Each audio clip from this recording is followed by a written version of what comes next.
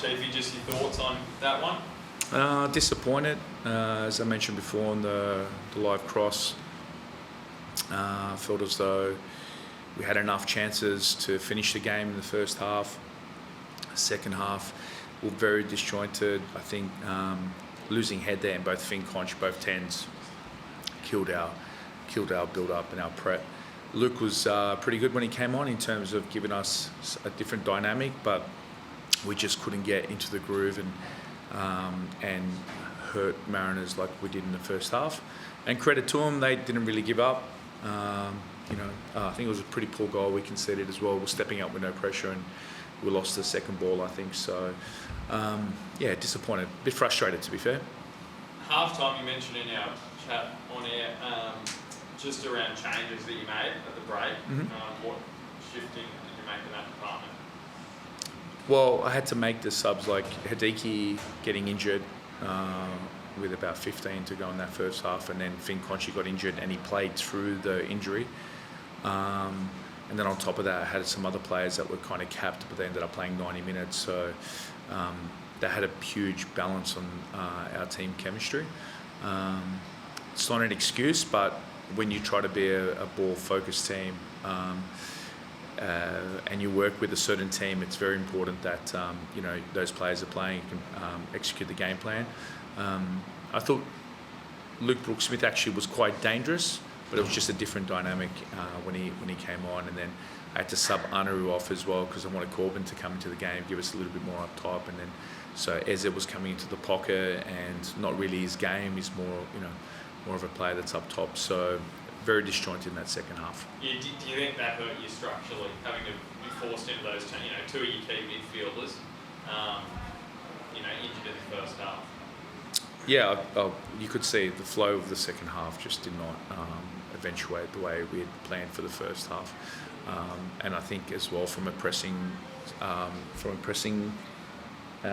factor, we just didn't put enough pressure on the ball, and they just turned us around all the time. And when you make it a transitional game and play balls in behind, eventually you're going to get punished. So we need to be a little bit more disciplined in terms of our pressing structure, and we'll learn from this. Luke Brooks-Smith, did you feel like you're pushing him into a role today that he was more unfamiliar with? No, he's played as a 10. He can play in that position, no problem. I just noticed you were quite, bargaining instructions at him quite a lot to sort of, get him a little bit more movement and energy from him. It wasn't so much energy. It was more, I think, just the smarts and where to attack the space. And the 2-3 times that I felt was in the right position, he actually made big chances. And for me, being young and the one thing that he guarantees, there's always going to be consistency in the play. It's just more about guiding and making sure he can recognise that. And I think as well, coming on at half time is a bit of a different dynamic when you don't start the game. So I felt as though it took him about a good 5-10 minutes to find his feet. We just weren't finding enough of those balls and build-ups for him in order to be more effective. Can you just talk us through, Millsy mentioned it in the presser last night about this $300,000 salary injury replacement rule. So the player has to be on, if you've got a player that's injured, you cannot replace them or have an injury replacement player for them unless they're earning more than $300,000. Are you aware of that rule? And how frustrating is that when you've got a few injuries to deal with? First of all, I don't think we have that many players that earn that much. Second thing is, I thought the injury replacement rule applied for the duration of the injury. So the threshold is, I think, 10 or 12 weeks. Don't quote me, but and then I think it's up to the discretion of the club on top of that.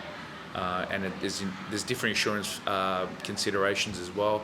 Australia is different to New Zealand. We have a different insurance scheme than what Australia does. So I'll give you the best lawyerly answer I can. I don't know. I don't know. I personally don't know. But I thought that was just the threshold. So we have like Tim Payne, for example, who's out for an extended period. And I think if it went a little bit longer, we would be eligible. And it's not even for 100%. It's capped at a certain level as well. Without going into it, I think it's like 75%. then the club has to put the rest in. Yep. Final one from me. Conchi injury. I didn't see any ice on his leg. What was the issue? He just had a bit of problems in his groin. I think he felt a twinge, and credit to him, he played through from the 28th minute. The thing is, he also sacrificed himself because knowing that if we taken another window from Hideki, we would have just had one window left in the second half, which actually affected our planning. And you don't have any problems with the challenge from Steele on Hideki? I haven't seen it, so again, I can't comment on it. You haven't asked about Cassidy? No. Cassidy coming on, for a debut, looked pretty ready as far as how you prepped him and what he'd done. Is it just a trust thing that you knew he'd be able to step in because he looked right at home and his ability to command space looked really immediately ready for the ALeague? Yeah, great player. I didn't even want to take him off, to be fair. It's just the way the game panned out. I felt I needed a little bit more of an outlet towards the end, but I feel really comfortable with Anaru because he's actually a really smart player. He's one of the smartest players that I think has come through the academy.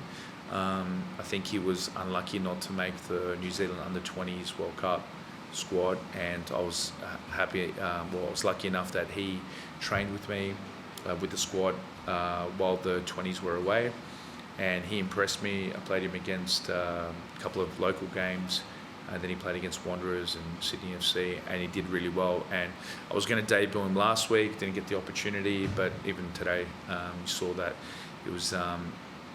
He recognises the space, how to work off Riffa quite well, works well with Kazu as well, so he gives us a really nice dynamic, and I think that the more time he gets, the more he's comfortable with the pace of the league, and then once he builds his physicality in terms of being able to work off the ball defensively, I think he'll be a real asset.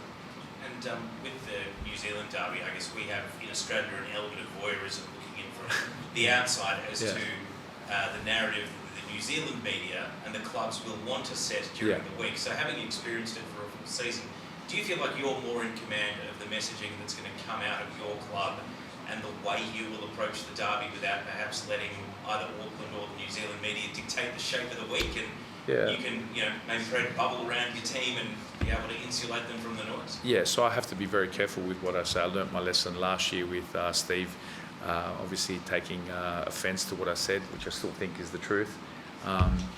But again, it's a derby. You're going to try and find, something to motivate the group. You're going to have something to galvanise the players. But again, I think the situation will play itself. For us, what I want is, and more importantly, irrespective of the result, we need to go and be the home team. And for me, it's been on the front foot. We're steadily. We're moving towards a more positive style. I feel as though the boys are taking on quite a bit of, or a lot of the information that we're trying to, and the style that we're trying to play. It takes a lot of bravery, it takes a lot of guts, and I think this is the match where you'll see whether or not, if we have, the nerve to do it. And I think, I love playing against good teams like Auckland because we can also raise our level as well.